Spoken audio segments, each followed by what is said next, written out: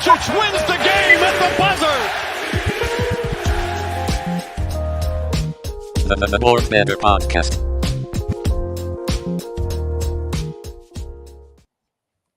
What up, everyone? Welcome into the Board Better Show. Apologies, a little bit late today. Some technical issues on our side, but we are live, we are here, and we are joined by a very special guest this week, which is always fun. But Austin Wang from the Action Network, good to have you on board, my man. It's been a little while since we've been able to get someone on the show, but I'm glad that you were able to make it and we can chat through some hoops. Yeah, man, I'm excited to be on. Thanks for having me. Anytime, man. Anytime. I'm very fortunate to be in a couple of group chats with you, actually, which is fantastic, which means that me being as terrible as I am with keeping up with chats, I actually don't miss any of the gems that you drop because I get to catch them twice in case I do. But look, man, the NBA season obviously taking shape, and we'll dive into some more specifics in a little bit. We'll go through our homework review. We're going to do a deep dive on the Milwaukee Bucks today. And what their ceiling is. Are they deserving favorites, essentially? And then we'll get to our best bets and, of course, the squad ride. But as a whole so far, Austin, how are you finding this NBA season? Oh, yeah, there's been its up and downs. I had a poor December, an awesome January, a subpar February, and then I started off March really hot and then kind of tailed off in the last week or so. But overall, I mean, it's been fun. It's been really, really interesting. The parity this season is way higher than years before. I mean, there's 6 or 7 teams out of the West that can realistically make it, and there are 3 awesome teams out of the East that could realistically be title contenders. So no, I'm really looking forward to the playoffs and how it plays out, and it should play out really interesting. Yeah, the playoffs are going to be fascinating. Like you said, the Western Conference, I think, is so plateaued in terms of talent and the team's capabilities that it could just be a case of which team gets the most favorable matchups all the way through the final. It might not necessarily mean that they are the best team in the Western Conference, but I think seeding is going to matter immensely in the West as to who makes it out. And like you said, in the East, those top 3 teams are very good.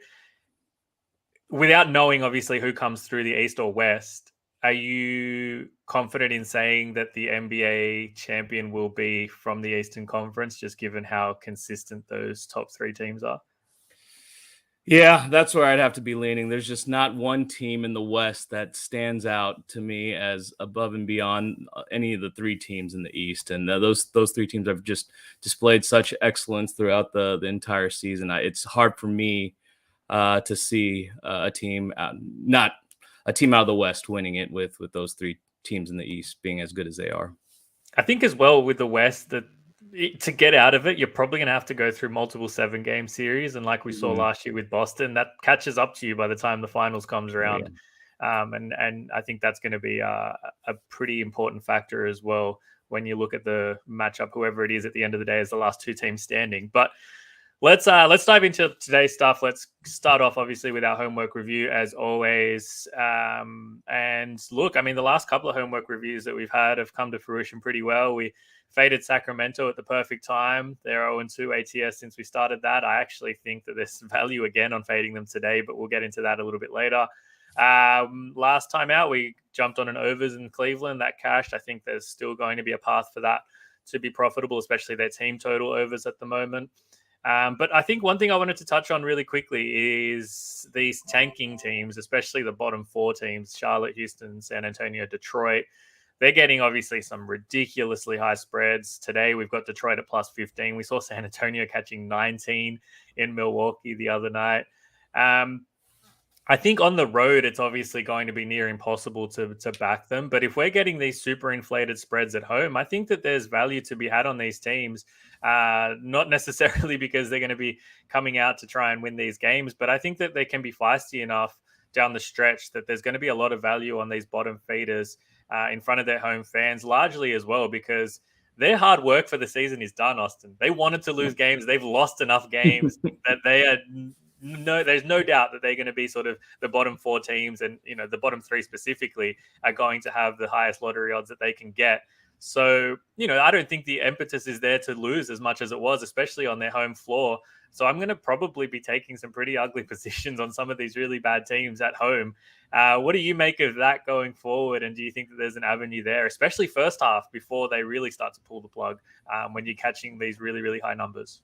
Well, maybe it's the recency bias in me talking, but I know we were both on the Charlotte Hornets last night, and we saw how that played out, and well, yeah, that just kind of makes me think the other direction. But no, I think you're right. I think you're right here. But what an angle that, particularly from last night's experience and sort of in general, because I'm a Houston Rockets fan, and the Houston Rockets have a huge habit of doing this, and that's covering the first half and then blowing it up. Just blowing the lead in the second half, disappearing in the fourth quarter and losing the game ultimately. So I think you've got a point there, but I'd like to add in that I think a first half look on those big spreads could be something to look towards too. The Hornets covered the first half spread yesterday. They stayed competitive, and it wasn't until the fourth quarter, and that 7 point, minute and a half left, and only 7 points in the fourth quarter. Insane. Yeah. So yeah, I think a first half angle would be something, an angle to back there for the Deacon teams. Yeah, I just think that, well, just obviously the way that bookmakers create their lines, they have to have the spread where it currently is, and it's just going to open up opportunity. Like we said, given the fact that their hard work for the season is done, they've lost enough games, they can afford to be a little bit more competitive and feisty, especially against teams who are probably going to be looking ahead. And if you can find schedule spots where, a top team matches up with one of these bottom feeders in between two more important games, I think you're going to find really good market opportunities there. Anything else? You bring up a good point. If a team has clinched the playoffs, they're not worried about seeding. They may take the night off, and that's where these teams, and everyone's still competitive. These players still want to come out and be competitive, and I think you'll see some really good opportunities to get some value with those big spreads. Yeah, which sounds ridiculous. And like I said, we've got one tonight where Detroit's catching 15 in Toronto, which is kind of insane to me. I don't know if Toronto really merits that level of respect, especially with the questionable tags they have tonight. But again, we'll get into that specific conversation in a little bit. Anything else, Austin, standing out to you in terms of league trends that the markets might not have been catching up to, or some potential value that's on offer on the board? Well, just in general, I do a market rundown on totals for the Action Network periodically, so I should be doing another one as the month draws near. But just an interesting note, overs have been hitting at a high rate in the last 2 weeks. Average scoring in general is about 231 points per game, while the average total has been hovering around 229. So it's been about 53 and 45 to the over in the last week and a half. So that's just something to note. Typically, you'd see these totals. You see unders being more prevalent towards the end of the season as the playoffs draw near. Teams are slowing the pace down, and seeding matters so much. So teams, matchups between these ultra competitive teams playing for playoff seeding, those tend to go under quite a bit. So that's something to look towards. Just perhaps maybe that trending to the under over the next couple of weeks. But a team in general that I had noted was the Utah Jazz. If you take a look at their totals, they've gone 8-2 to the over lately, and they've been scoring really well. Their defense has been pretty mediocre. And I was watching the Jazz and Blazers game the other night, and after Markkanen went down in the third quarter, their offense just disappeared. Yeah. And so with Markkanen out tonight, with Clarkson out tonight, and playing against the number one defense in the Milwaukee Bucks, which obviously we'll get to more in detail in a few minutes here, I think there's an opportunity to look at Jazz unders, team total unders, perhaps for tonight and for the foreseeable future, as long as Markkanen is out.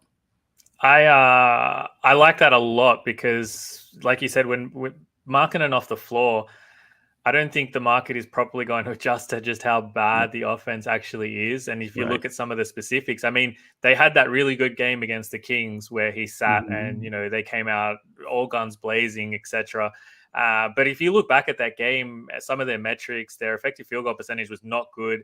Their shot quality and projected points per possession was actually really bad. It was about 1.11 points per possession, which is like the 30th percentile in the league.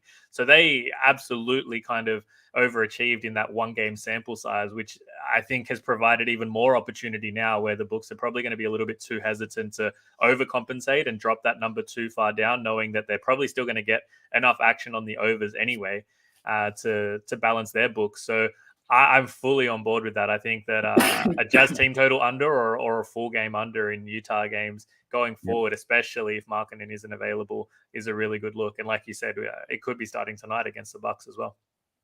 Yep. Yeah, I saw it. I was at 113.5. I make it around 110, and I felt that was being pretty generous. So yeah, I'm going to be on the team total under tonight for sure.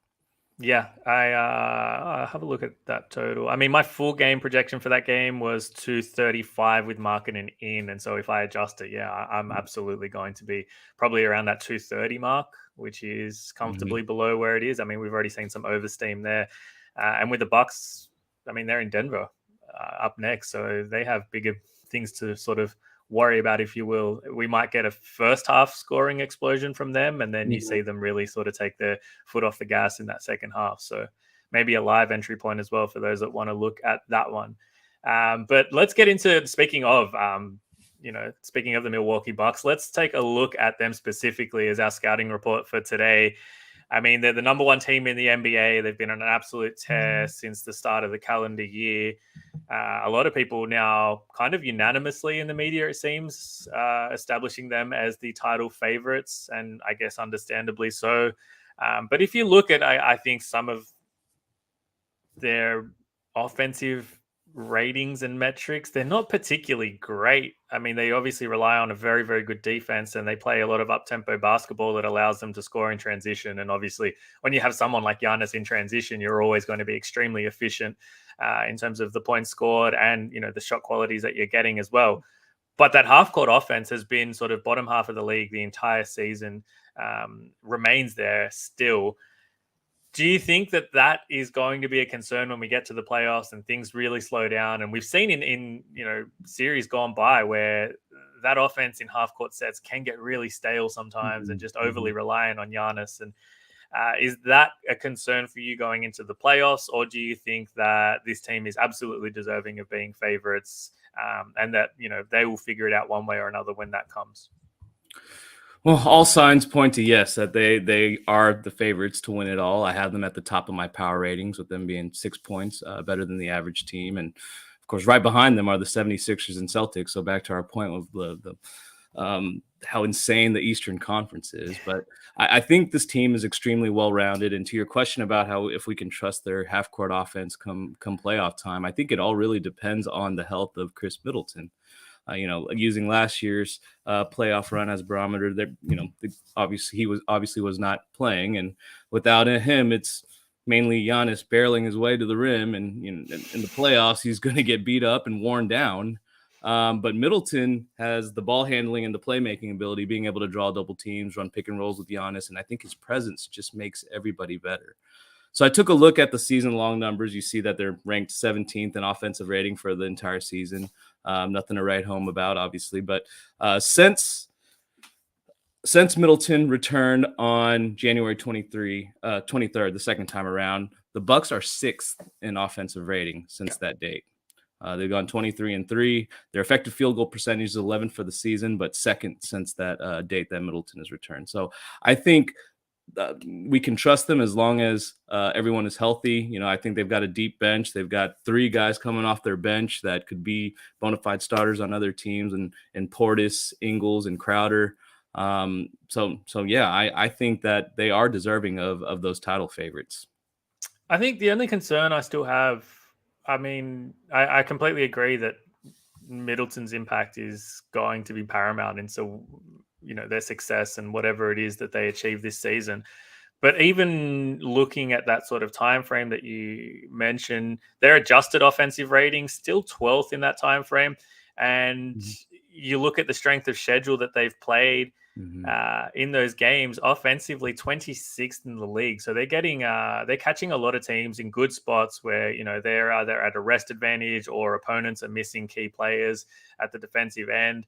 So that I think is still my concern, is that, we haven't seen their offense execute against elite defenses yet. And you're not going to see it, I don't think, until the playoffs anyway. That's Right. just, how the regular season operates. If we get to that point where, Middleton isn't quite the reliable scorer he is, I think it's fair to say that, Drew probably regresses a little bit. He was pretty consistent last season in the playoffs. He was excellent, I think, in the regular season in Middleton's absence as a scorer.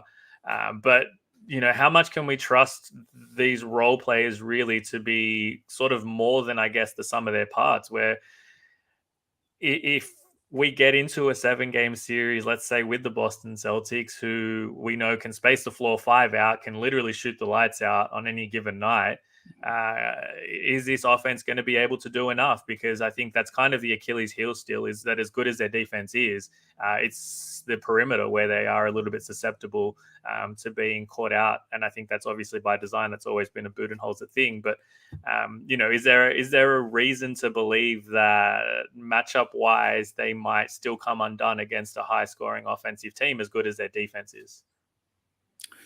Yeah, especially and when you're talking about the Celtics, you're right. The Celtics specifically have had their number in the last few years. They have the most physical, tough big men that can defend and neutralize Giannis, covering 16 of their 19 head-to-head matchups. No, you bring up a good point. I just think that if you compare those two teams in particular, I think the depth will ultimately prevail for the Bucks. I just don't think Boston has enough firepower off the bench with Brogdon. Outside of Brogdon, who can you really rely on consistently? I think you've seen the last couple games that, and you bring up a good point, they haven't faced a true test, and they won't until the playoffs. But with Ingles playing really well lately, he's being a great playmaker, bringing a lot of playmaking. Him and Lopez have been a nice 1-2 punch off the bench. I think Crowder, he's going to be an underrated acquisition. I think last year they really felt losing PJ Tucker on top of a championship hangover, Middleton being injured, PJ Tucker not being there. Now, with Jay Crowder being there, that gives them 20 minutes of that 3-and-D role player, along with being an enforcer, along with, Portis and Lopez.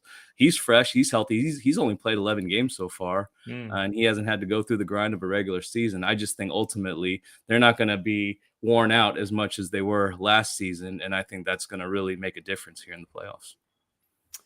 Let's talk specifically then, matchup wise. What's the one team in the East and the one team potentially that comes out of the West that causes this team the most headaches in a best of 7?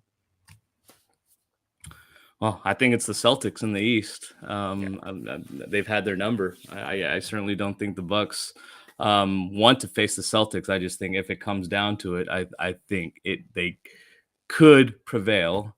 I think the size of the Celtics defense is going to give Giannis trouble, and I think another team out of the East that could potentially give them trouble is the Cleveland Cavaliers. We talked about the evolution of Evan Mobley and the Twin Towers of defense. So the two big men they have, I think, can present a lot of trouble for the Bucks. So I'm sure that they would not be wanting to see the Cavs in that second round.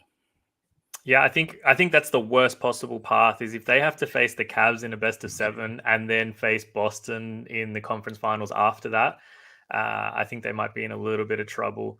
You're talking about a very tough 7-game series with Cleveland. Even if they win that in 5, I think the physical demand that it would take to get through that series will start to show up when you have to then back it up against a team like the Celtics. And like you said, I think the size and length defensively from Boston can do as good a job as any of limiting Giannis. You can never really stop him, but you can at least make life as difficult as possible on every single possession. And then offensively, like I said, I think it's just the fact that Boston can run those 5-out lineups, which just completely removes Brook Lopez from the equation on defense. They then have to, adjust accordingly. And I think that once you do that, there's always going to be some weak spot for them to attack offensively. And that seems to be what they've been able to do time and time again against Milwaukee recently in their matchups. So I'm personally, and, bias aside, I'm quietly confident that if Boston plays Milwaukee in the conference finals, the Celtics get through.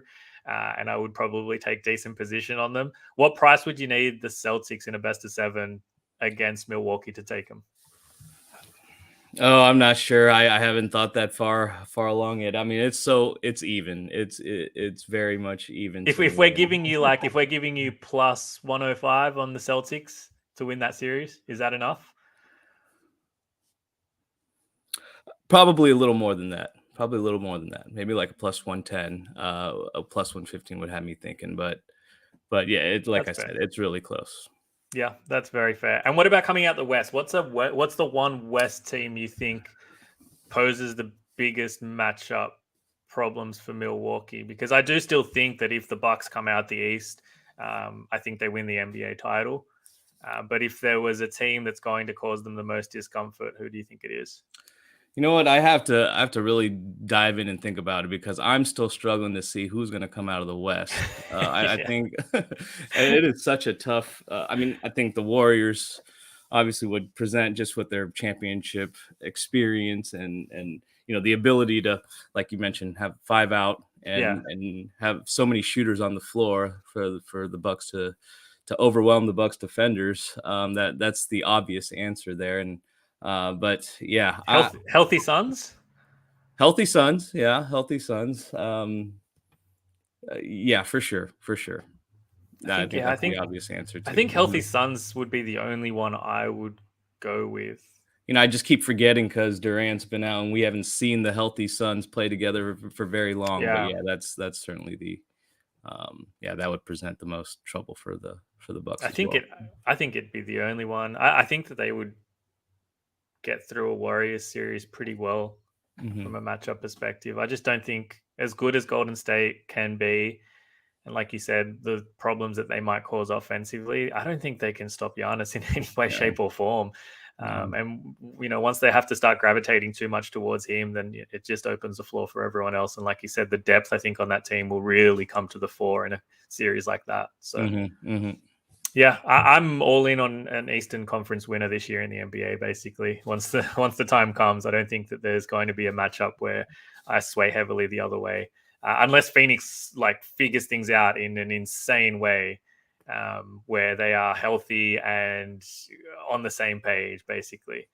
But I think we're pretty much in agreement here on what the Bucks' ceiling is. The only thing, when it comes to Brook Lopez specifically, do you think we're going to get to that point in the playoffs where in a lot of series he's almost going to become unplayable? Yeah, he could be.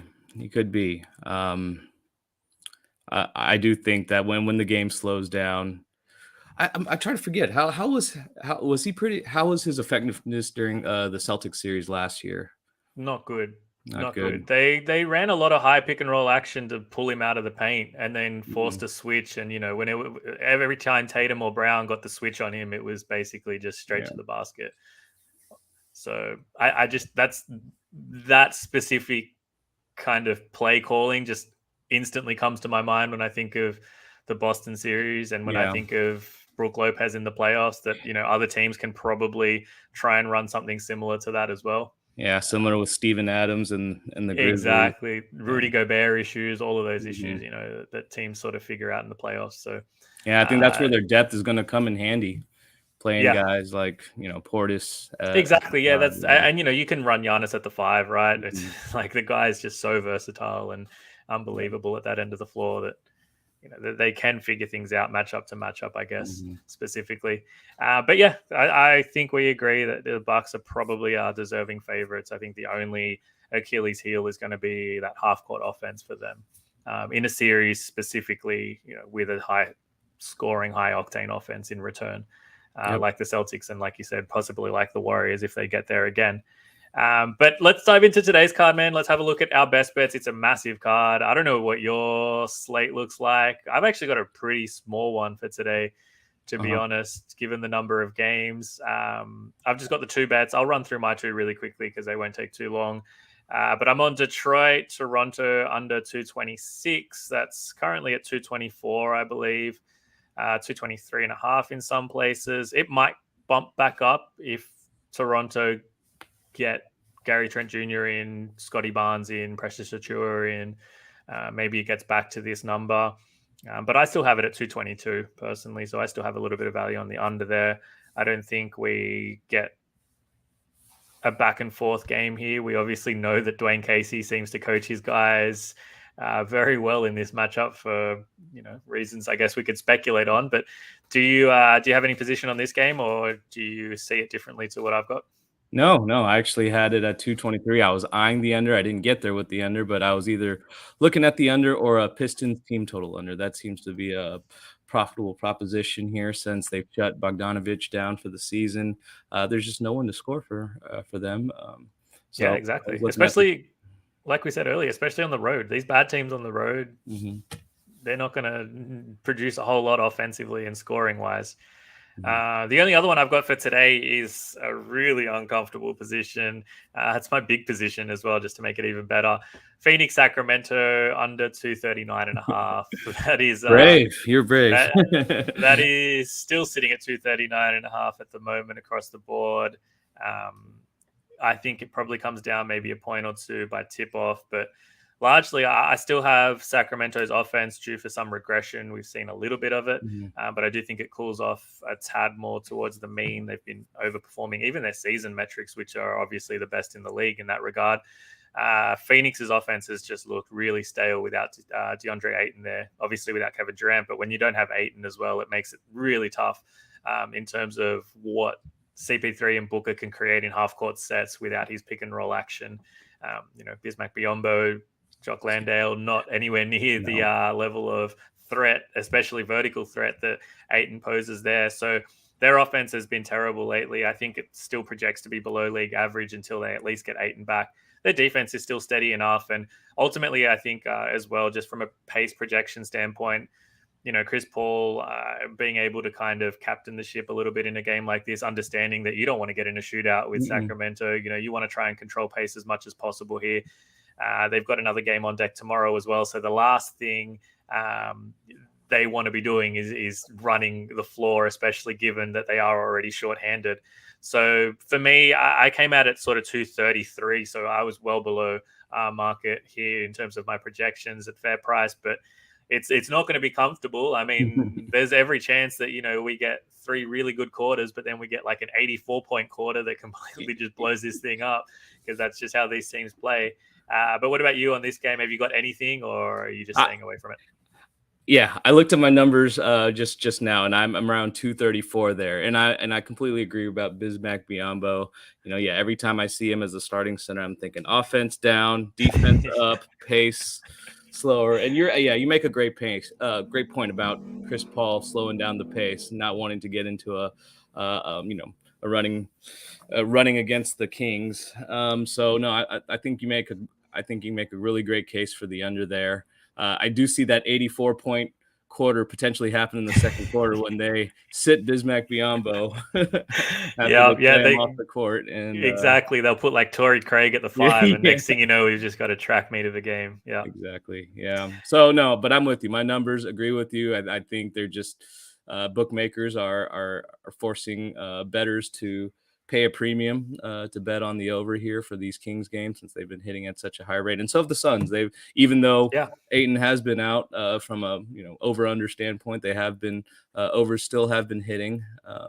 But no, I agree with your assessment of the game.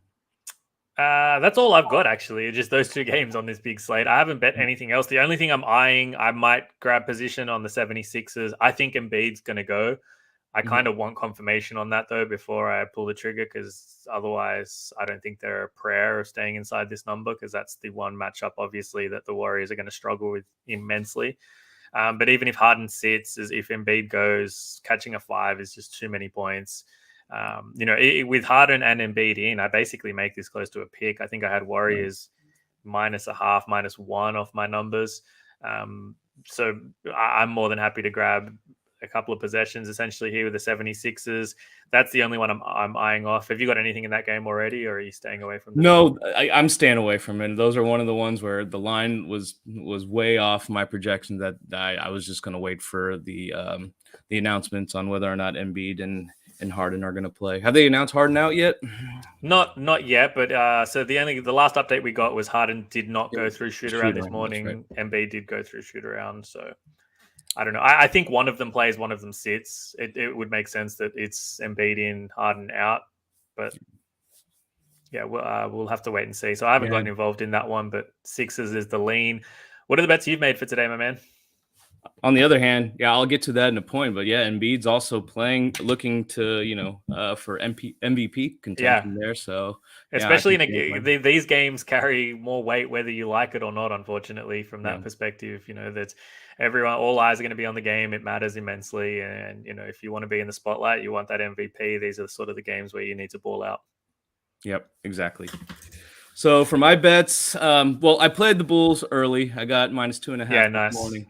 Yeah, the line has moved to -4.5. I just seen this play out as an excellent bounce back spot for the Bulls after getting walloped by the Sixers.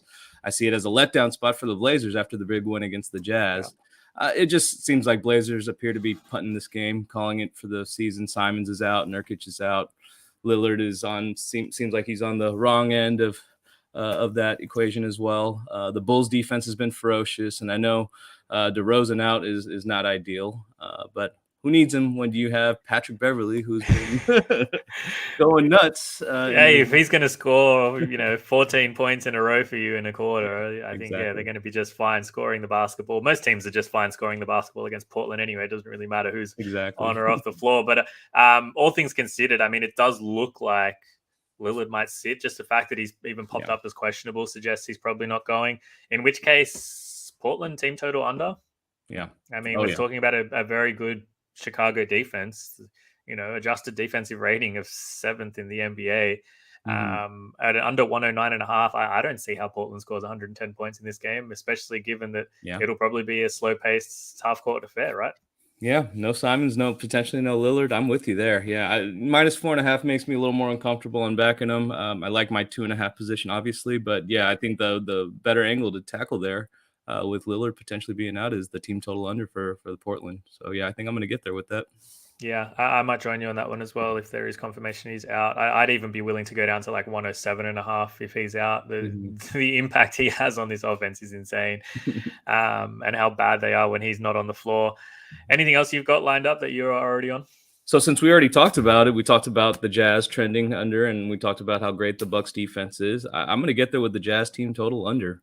I just think that with their recent scoring, bonanza and all that price makers have priced their totals too high, not properly adjusting for Markkanen and Clarkson being out. I don't see them hitting 113.5. I have more at 110, 109.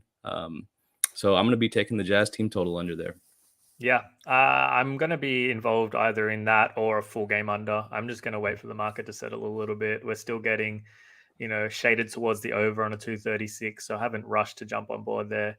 But I agree with you entirely. We've already spoken about it, so we don't need to double up on it. But yeah, I don't see a world where this one goes anywhere near these sort of projections when you properly account for what Markkanen does for that offense in terms of scoring and spacing for them, and even just shot creating in general. So yeah, I aligned there. I might end up with both of yours so far, or like I said, a Portland team total under and a Utah team total under. Anything else you got lined up as well? I haven't played this yet, but I'm taking a look at it at the moment. So the Thunder, I getting 5.5. I see a bounce back from a blowout last night. 5.5 market continuously undervalues this Thunder team. I feel that in these back-to-back spots, the market overcompensates for that. I agree. Yeah. Spot. The Thunder are a young team. They've got, young legs. I don't think they'll be as affected by the fatigue as other teams will be. And, I'm a big user of the SDQL, sports data query language. And I've done research over the years. And my research shows that in back-to-back games where they played 3 games in 4 nights and they're on the road, seems like a no-brainer spot to fade. It's much better to fade when the team is off a win and there's this letdown component. But when they're off a loss, they tend to do pretty well against the spread the next game. So I've got some trends and some systems that point to the Thunder. My numbers like the Thunder, albeit not. I think the line's pretty close on with the situational adjustment in mind, I have it around Thunder +4. So I I'm might at get Thunder there. +4 as well. Yep. Mhm. I'm at Thunder +4 as well, and I still don't know what this market's going to do. To be honest, we have SGA was now questionable, but D'Angelo Russell's now questionable, I believe, as well. So if D'Lo's out, I mean, even if SGA's out, but if D'Angelo Russell's out, I think it matters more to the Lakers just because of how thin they are outside of him in terms of actual, true shot creating and shot making Mhm. quality. It's just going to be Anthony Davis on his own. And while he does have an absolute mismatch inside, I think we can safely say that we can rely on the Thunder as a whole to be a little bit friskier and more reliable on the offensive end of the floor and even on defense as well. So, yeah, that's a game I'm going to be keeping a very close eye on to see what the market does as well before we get involved in some way there. The Thunder, I don't know what they have to do to get market respect. To be honest, it's just insane. I mean, they're what 60? They're plus Yeah. 60% on the season, ATS as it is, and yet we still keep having them priced as if they are, a below mid-average team. Yeah, they must be obsessed with just like the name, the brand names. There's no superstars on that team. SGA is close, but yeah, that must be it. They just It's almost like a reluctance to accept that maybe they're better than what their rating is. It's almost like they're pricing them for regression towards right, some sort of mean that doesn't exist. right. Yeah. Yeah, and I see the same for the Orlando Magic market. The Yeah. books constantly undervalue that team. They've been really well against the spread, and then both teams are fun to watch. Have a bright future ahead of them. So Yeah. it's been Exactly. fun watching their growth this year. It has. All right, man. Before we let you run off, though, we have one final segment, which is our Discord squad ride. Chris, cue it up for us real quick. You're very confident, I'll say that. But you shouldn't be. All right, man. Squad ride it is. I'm going to read out a bunch of bets that were posted in our Discord community chat. You are going to pick one out as the official squad ride for today. They are 11-8 on the season since the show started. So treading above that 50-55% mark, which is great. We had a loss last time out, which isn't surprising because we took Zachariah's bet. I think he's like 0-5. So he is responsible for basically all the losing. So if you select his play today, actually, I don't think he has a play today, which is safe. So I'll read out the plays. You take your time running through them. Let us know which one you think stands out as the best. We'll start with a couple of props. Kelly Olynyk over 10.5 rebounds and assists today. Which, with marketing out, obviously he's going to have to be a little bit more active in ball handling responsibilities from an assist point of view, and it will be active on the glass as well.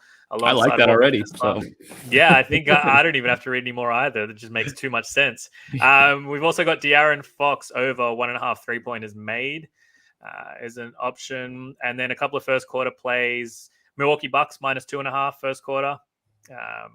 Makes a lot of sense to me as well. And Thunder Lakers first quarter under 60.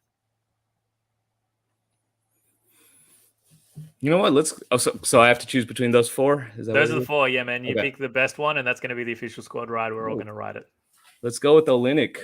I really enjoy watching him. His energy, his hustle. He spent some time as a Houston Rocket last season, and I really enjoyed watching him in that brief stint. He just I think, yeah, with Markkanen out, he's going to have lots of opportunity, get some rebounds and assists.